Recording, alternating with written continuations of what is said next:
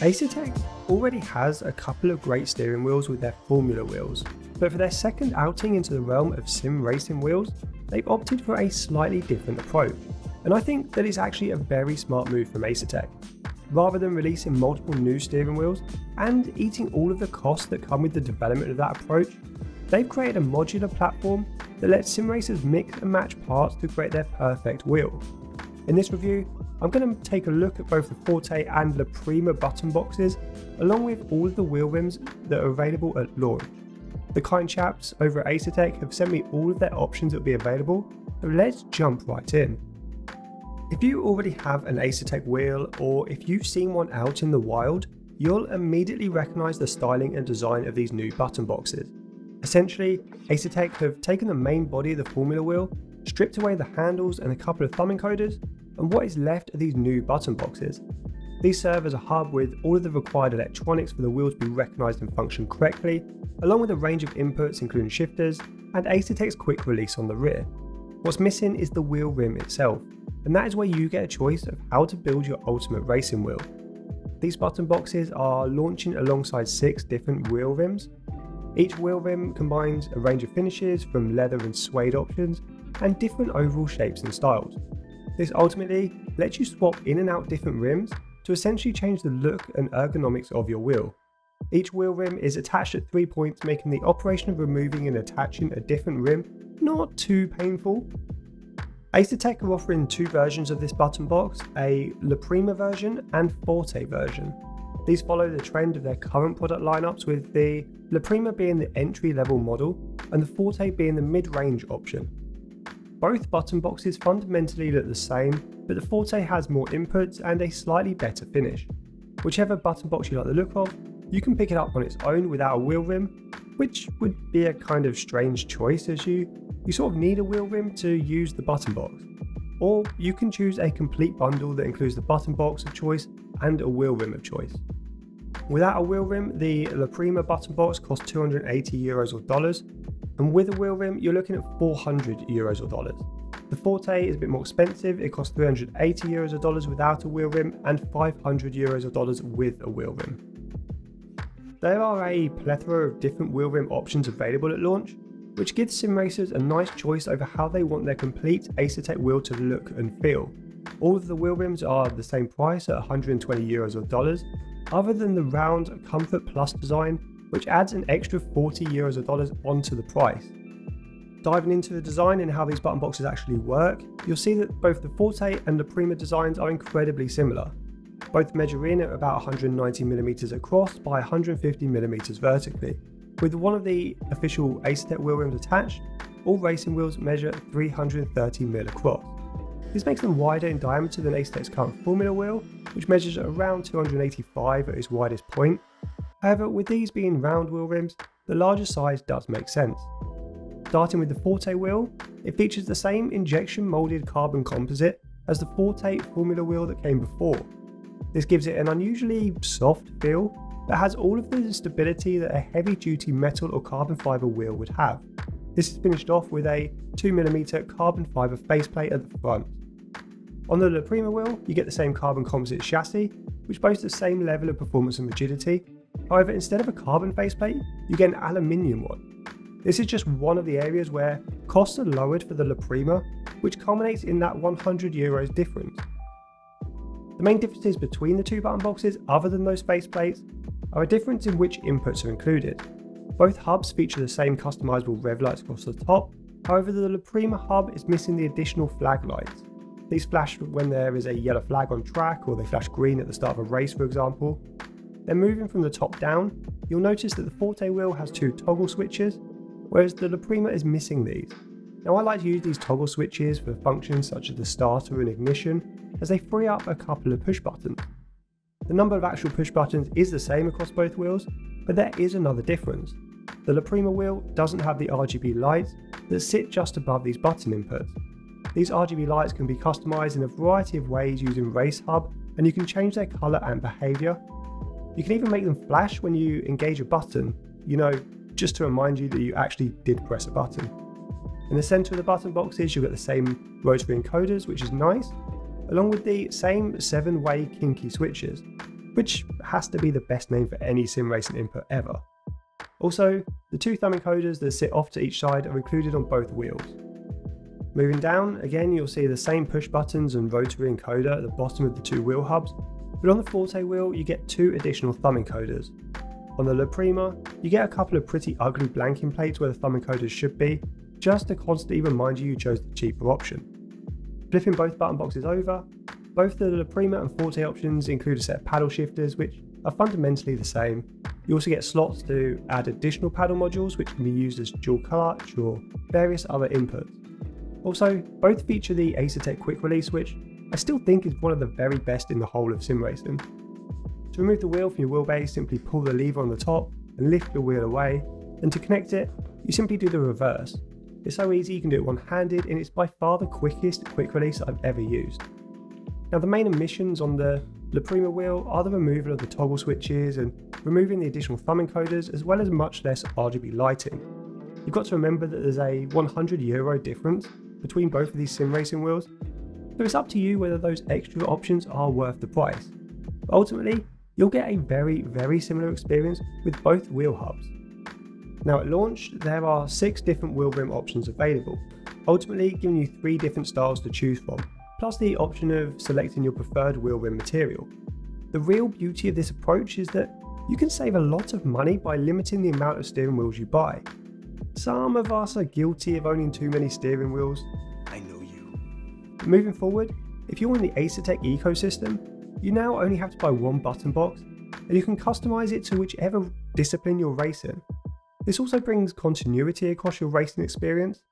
Just how annoying is it to change between different steering wheels, whilst simultaneously completely forgetting which buttons are mapped in game on the new wheel? The amount of times I've forgotten which button controls the pit limiter when heading out on track, or that panic when it starts to rain and I'm furiously pressing buttons on my wheel to try and find the wiper button. Don't pretend something similar hasn't happened to you. With these button boxes following the design of the Formula wheel, you'll immediately feel at home if you've used one of them before. Also, changing the wheel rim doesn't affect your inputs at all, meaning you no longer have to reconfigure your wheel when swapping between different racing disciplines. So the options we have for the steering wheels include an open top wheel rim, which is ideal for Formula style or LMP cars. Then there's a flat bottom GT style wheel rim.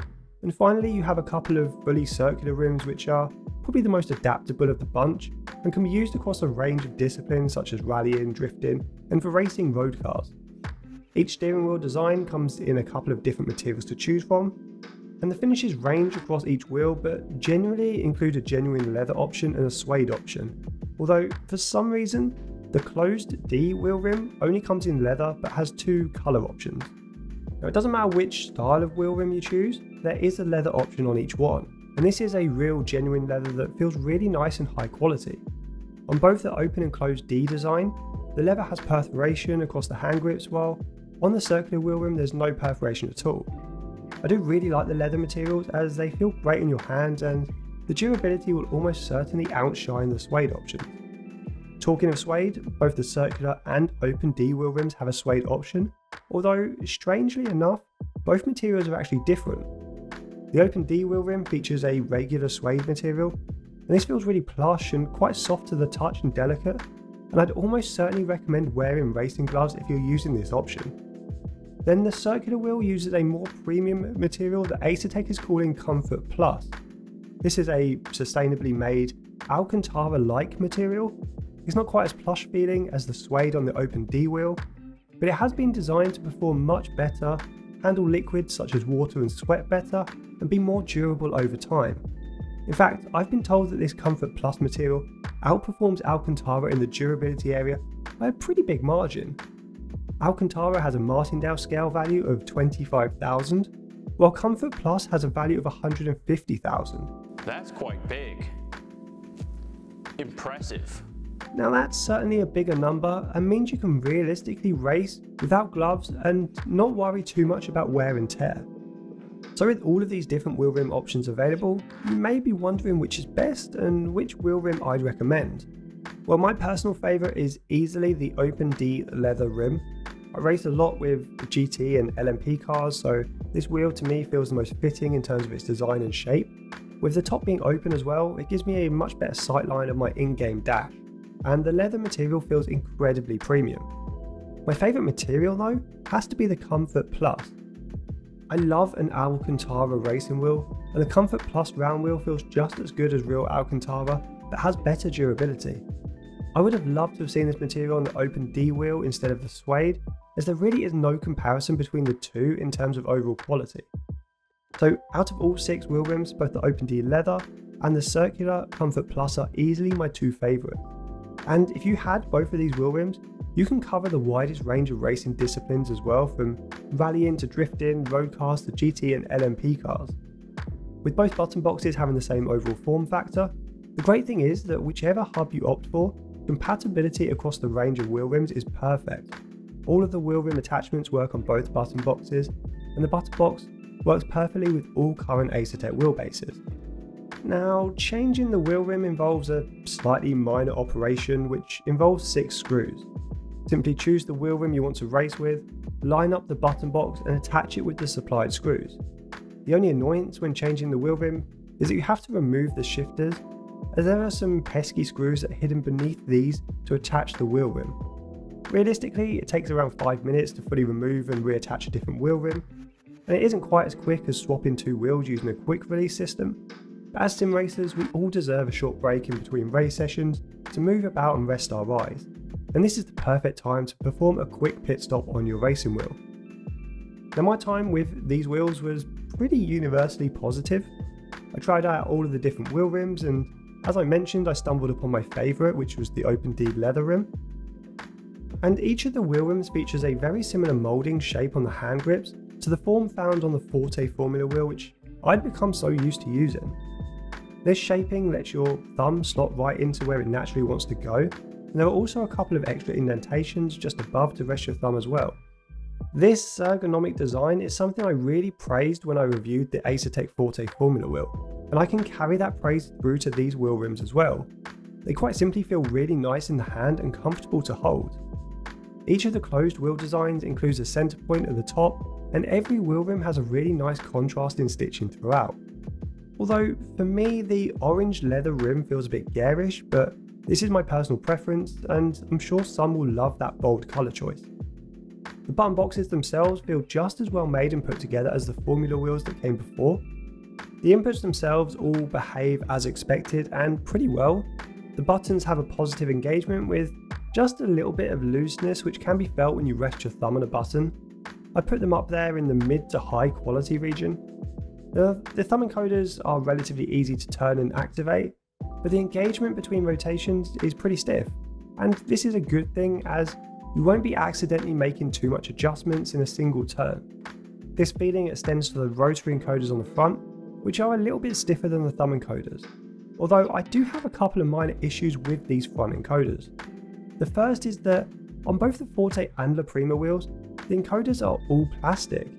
I would have liked to see nicer materials on these, as they're part of the wheel that gets handled a lot. My second issue is that they're just a little bit too close together. I race primarily with gloves on, and I noticed that I do have to adjust my angle of attack when I make adjustments using one of the rotary encoders. They protrude quite away from the faceplate, meaning you kind of need to approach them straight on. But when you make adjustments, I often bash my thumb on one of the other encoders simply due to their positioning.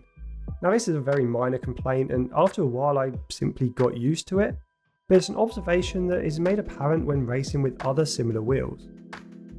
Now, the 2 button boxes from Asetek bring new options to those with an Asetek wheelbase, which has been slightly overdue. Previously, if you wanted to stay within Asetek's ecosystem, you had to opt to the formula wheel because that's all they had.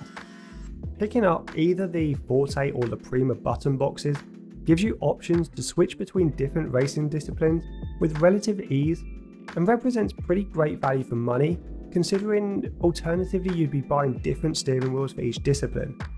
For me, I'm probably going to be using this Forte button box as my primary wheel when I race games such as WRC and Forza.